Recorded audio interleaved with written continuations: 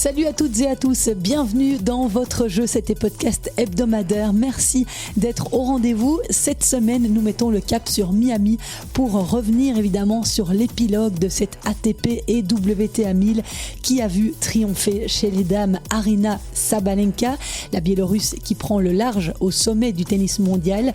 Et puis chez les hommes, le tournoi n'a pas vraiment souri aux favoris.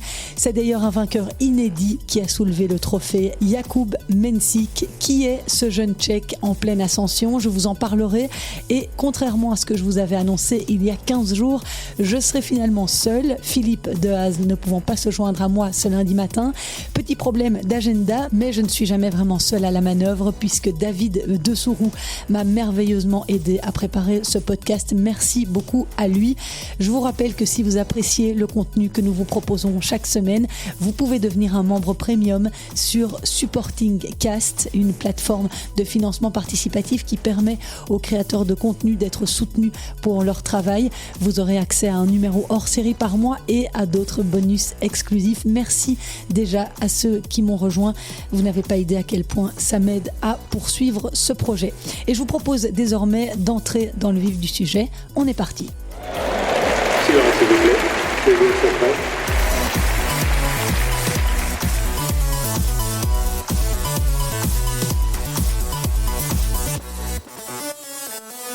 Et on va commencer par le tableau féminin et cette finale qui s'est déroulée samedi entre la numéro 1 mondiale Aryna Sabalenka et l'américaine Jessica Pegula, tête de série numéro 4. Un match qui s'est conclu sur le score de 7-5, 6-2 en faveur de la Biélorusse après 89 minutes d'une rencontre plutôt maîtrisée. Le premier set a été le plus disputé avec des breaks de part et d'autre. À 5-5, Sabalenka a haussé son niveau de jeu de façon assez spectaculaire, tenant son service avant de breaker Pegula avec 3 coups gagnants consécutifs, une démonstration de puissance qui a donné le ton pour la suite, parce que dans le second set, le jeu décisif est survenu à 2-1 pour Sabalenka. Pegula a sauvé 3 balles de break pour revenir à égalité, mais la Biélorusse a conclu avec 2 coups droits gagnants consécutifs pour prendre l'avantage et ne plus jamais le lâcher. Les statistiques de ce match sont éloquentes, 31 coups gagnants pour Sabalenka, dont 22 en coups droit contre seulement 12 pour Pegula. La puissance et la précision de la numéro 1 mondiale ont fait la différence, comme souvent. Et cette victoire est d'autant plus significative qu'elle marque le 3e succès consécutif d'Aryna Sabalenka contre Jessica Pegula dans une finale, après Cincinnati et l'US Open l'été dernier. Leur face-à-face affiche désormais 7-2 en faveur de Sabalenka, qui a déclaré « Je sentais tout le soutien tout au long de cette semaine. Ce trophée est très spécial pour moi. Si j'avais perdu aujourd'hui, ça aurait été tellement difficile de rentrer à la maison parce que j'habite à Miami et tout me rappellerait le Miami Open. Je suis super heureuse de rentrer chez moi en tant que championne du tournoi. » Voilà ce qu'elle a déclaré après sa première victoire dans ce Masters 1000. Elle devient par ailleurs la 12e joueuse numéro 1 mondiale à remporter ce prestigieux tournoi et la première depuis Ashley Barty en 2021. De son côté, Jessica Pegula a fait preuve de fair play dans la défaite, comme en témoignent ces mots lors de la cérémonie de remise des trophées. « Félicitations à toi, Aryna, et ton équipe. Je ne veux vraiment pas t'apprécier en ce moment, mais tu sais, tu es la meilleure joueuse du monde pour une raison et tu continues à pousser tout le monde et chacun à s'améliorer. » Sabalenka a réalisé un très beau tournoi. Elle a notamment écarté Qin Wenzheng en quart de finale et Yasmine Paolini en demi. 2 victoires en 2 sets à chaque fois comme en finale. Et puis pour la Biélorusse, ce titre est une belle consolation après ses défaites en finale à l'Open d'Australie face à Madison Keys et à Indian Wells face à Mira Andreeva. C'est son 8e titre dans un WTA 1000, une performance remarquable qui confirme sa domination sur le circuit. Numéro 1 mondial incontestable, elle compte désormais plus de 3000 points d'avance sur Iga Swiatek, la Polonaise qui a été éliminée au stade des quarts de finale par la révélation philippine de ce tournoi, l'incroyable Alexandra Eala. Son L'histoire restera sans aucun doute la plus grande et la plus belle de ce Miami Open 2025. À seulement 19 ans et classée 140e mondiale avant le tournoi, cette jeune Philippine, invitée par les organisateurs, a fait sensation en atteignant les demi-finales après avoir éliminé 3 vainqueurs en Grand Chelem. Et elle a d'abord battu l'américaine Katie Volinets, 73e mondiale au premier tour.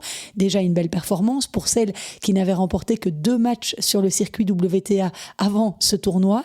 Mais ce n'était qu'un début. Elle a ensuite créé la surprise en éliminant Jelena Ostapenko, vainqueur à Roland-Garros en 2017.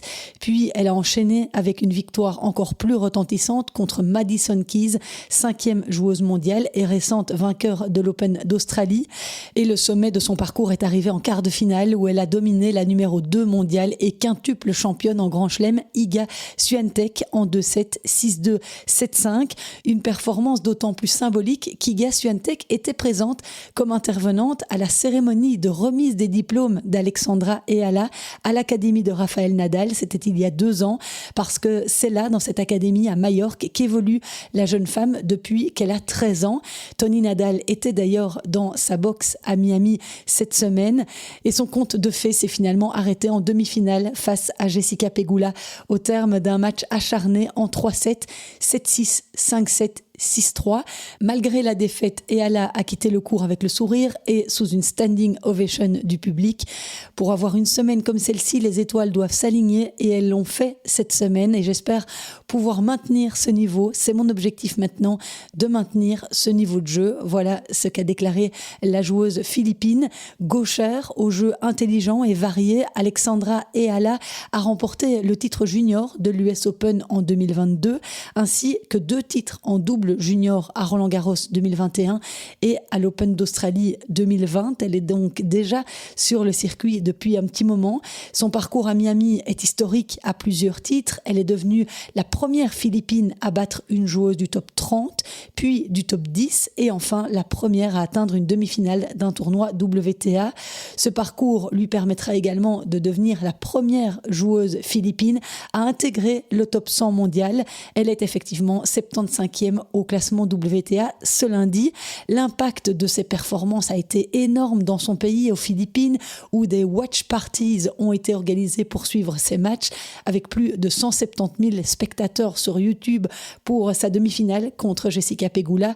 Malgré l'heure matinale, il était 9h du matin aux Philippines. Même Rafael Nadal a tenu à la féliciter publiquement sur les réseaux sociaux. « Nous sommes extrêmement fiers de toi, Alex. Quel tournoi incroyable. Continuons à rêver ». Voilà ce qu'a tweeté le champion aux 22 titres du Grand Chelem.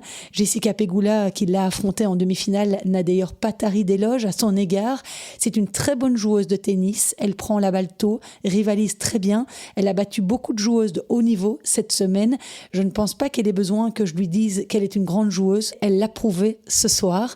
Et c'est vrai que ce parcours exceptionnel marque sans doute le début d'une belle carrière pour Alexandra Eala.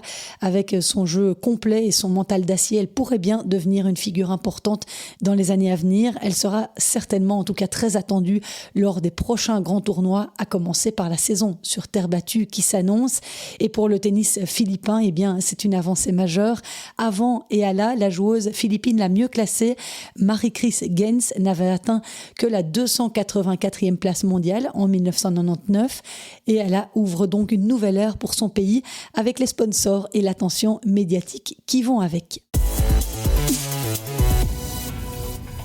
Et outre la sortie inattendue d'Iga Swiatek, protégée du coach belge Wim Fissette, d'autres joueuses ont contre-performé durant ce tournoi.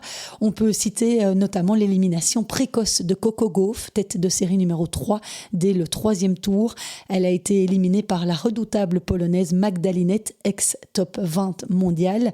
Et puis Danielle Collins, tenante du titre à Miami, s'est également arrêtée en quart de finale face à la future vainqueur Aryna Sabalenka. On va se tourner maintenant vers le tableau masculin et cette victoire finale incroyable de Jakub Mensik, 19 ans, face à son mentor, celui qui lui a donné envie de jouer au tennis, Novak Djokovic, 37 ans, qui disputait sa 140e finale. Une finale intergénérationnelle donc, que le plus jeune des deux a finalement remporté sur un double 7-6.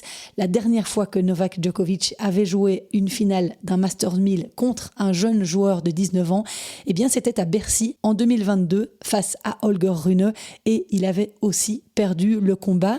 Jakub Mensik a également empêché Novak Djokovic de rentrer encore un peu plus dans l'histoire, car en cas de victoire, il serait devenu le 3e joueur de l'histoire après Jimmy Connors et Roger Federer à atteindre la barre symbolique des 100 titres en carrière. Son 99e titre remonte aux Jeux Olympiques de Paris l'été dernier et il court après ce chiffre rond depuis lors.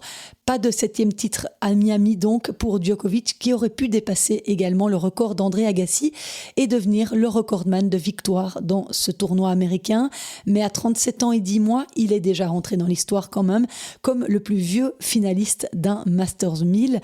Le parcours de Djokovic jusqu'en finale a été impressionnant. Il n'a pas perdu le moindre set.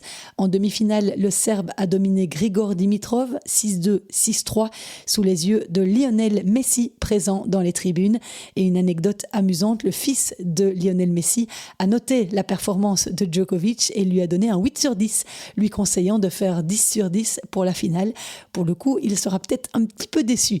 Jakub Mensik, il incarne clairement la nouvelle génération. À 19 ans, il était le 3e plus jeune finaliste de l'histoire à Miami, derrière Rafael Nadal et Carlos Alcaraz, qui avaient tous les deux 18 ans et 9 mois lors de leur première finale en Floride. Le jeune Tchèque a réalisé un parcours exceptionnel, éliminant notamment Jack Draper, vainqueur à Indian Wells et 7e joueur mondial au 2e tour. Et puis Taylor Fritz, 3e mondial en demi-finale, au terme d'un match haletant conclu 7-6, 4-6, 7-6. Sa puissance au service est impressionnante. Il a frappé 111 aces durant ce tournoi de Miami, dont 25 contre Fritz et 14 contre Djokovic. Mensik possède un bilan remarquable de 7 victoires pour 5 défaites contre des joueurs du top 10, ce qui témoigne clairement de sa capacité à élever son niveau face aux meilleurs.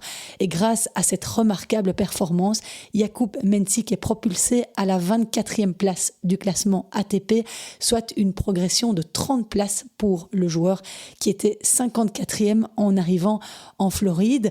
Alors évidemment, Novak Djokovic était très déçu d'être passé à côté de ce record de 100 titres en carrière, et il a déclaré en conférence de presse: « Je ne suis jamais content de perdre, mais il fait partie des joueurs contre lesquels ça me dérange le moins. Je ressens un goût doux amer à cause de la défaite, mais Miami m'a apporté beaucoup de joie et de bonnes sensations sur et hors du court. J'ai été énormément encouragé, encore ce dimanche soir. J'ai apprécié l'expérience, j'ai connu un tournoi incroyable. Je finis par une défaite, mais j'ai joué du très bon tennis. » Voilà qui est encourageant pour Novak Djokovic, qui lui aussi va désormais se préparer pour la saison sur terre battue. Et dans les autres faits marquants de ce tournoi de Miami, eh bien, on rappellera évidemment la victoire de David Goffin face à Carlos Alcaraz. Vous pouvez d'ailleurs réécouter l'émission On met la patate de lundi dernier, dans laquelle vous entendrez la réaction de Yanis Demeroutis, le coach de David Goffin après cette performance, mais aussi l'interview de Christophe Vliegen, coach de Zizou Bergs, après son magnifique parcours jusqu'au 3e tour. Le Belge avait finalement été sorti par Matteo Berrettini après avoir éliminé Andrei Rublev. Côté français, eh bien, Arthur Fils a lui aussi crevé l'écran à Miami avec cette victoire sur Alexander Zverev, tête de série numéro 1 du tournoi, et décidément bien dans le creux depuis sa finale à l'Open d'Australie, l'Allemand. Arthur Fils a finalement été sorti par le vainqueur du tournoi en quart de finale. À noter que Gaël Monfils a lui aussi une nouvelle fois épaté la galerie en atteignant les 8e de finale, éliminé par Sebastian Corda, le joueur américain qui est de retour à un très bon niveau. Et un petit mot des doubles pour vous dire que la paire Marcelo Arévalo-Mate Pavic a remporté le titre à Miami en battant Julian Cash et Lloyd Glasspool 7-6, 6-3. Cette victoire leur permet de réaliser le Sunshine Double après leur succès à Indian Wells il y a 2 semaines. Et puis, elle n'a pas réussi à réaliser le doublé Indian Wells-Miami, mais quand même, 2 semaines après avoir remporté le titre à Indian Wells, Mira Andreeva s'est imposée dans le double féminin à Miami avec sa partenaire Diana Schneider. Les deux jeunes femmes se sont imposées 10-2 au super tie-break face à la paire Kristina Buxa, Miyu Kato, qui avait créé d'ailleurs la sensation en demi-finale en battant les têtes de série numéro 1 Siniakova et Townsend sur le score de 2-6, 7-5 et 10-2. Et voilà qui conclut notre petit tour d'horizon de ce Miami Open 2025, riche en émotions et en surprises. Et maintenant que ce double sunshine est terminé outre-Atlantique, eh bien, c'est la saison sur terre battue qui débute avec en point d'orgue Roland-Garros, évidemment, fin mai, début juin. Il sera intéressant de voir si les dynamiques observées sur dur à Indian Wells et à Miami se confirment sur l'ocre européenne. Et cette semaine, eh bien, place au tournoi de Bucarest et de Marrakech, où j'aurai d'ailleurs la chance d'être cette semaine dès demain mardi. Alors évidemment, petite déception puisque j'avais prévu de m'y rendre avant que Zizou Bergs ne décide de s'offrir un temps de repos et avant que je sache que Raphaël Collignon jouerait son premier tour déjà ce lundi face à Fognini. Mais je vais prier très fort pour qu'il gagne, sinon je peux vous dire que je serai bien embarrassée. Mais bon, j'ai la chance de pouvoir être logée sur place à Marrakech, d'où ce choix. Quoi qu'il en soit, j'essaierai de vous faire vivre d'autres belles histoires depuis ce tournoi ATP où Talon Griekspoor est tête de série numéro 1. Vous pouvez suivre tout ça sur mes réseaux sociaux, Instagram, Facebook et TikTok. Je compte sur vous pour me rejoindre si ce n'est pas encore le cas. Merci beaucoup à tous d'avoir été fidèles au rendez-vous. Merci à David de Sourou pour le travail énorme abattu. On se donne rendez-vous la semaine prochaine. Portez-vous bien. Ciao.